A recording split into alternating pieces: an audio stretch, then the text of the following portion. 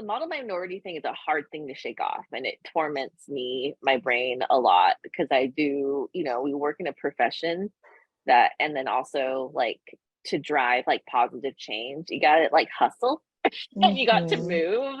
And it's hard for me because I am like a very impatient person and I want things to change. I want things to get done.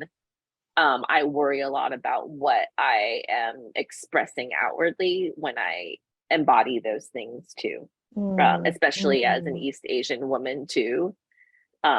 And you know, um, like I don't want to exist in a world that like has built me to be a person that like my value was about production and Mm, about mhm.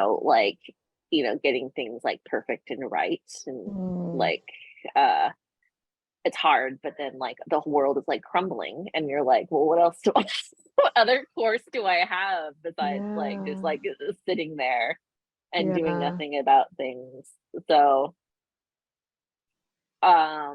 but it has been a privilege. I know how to get stuff done. And I think being and having had a particular sort of like history and experience has privileged me to being one that has a reputation of being someone that can get things done and get things done Mm, reliably. mhm. And I'm an easy person to work with, like, I think for the most part. Um, but I think there's a lot of things that sometimes I'm like, oh, do I get taken advantage of? Do I get sort of like pushed where I don't need to be pushed? Mhm.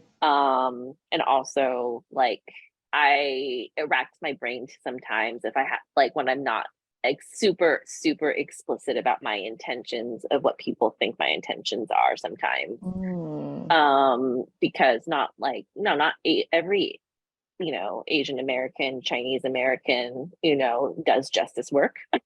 Some could care less about it, and that's people Mhm. have their own things and values and what we want to do. Mhm.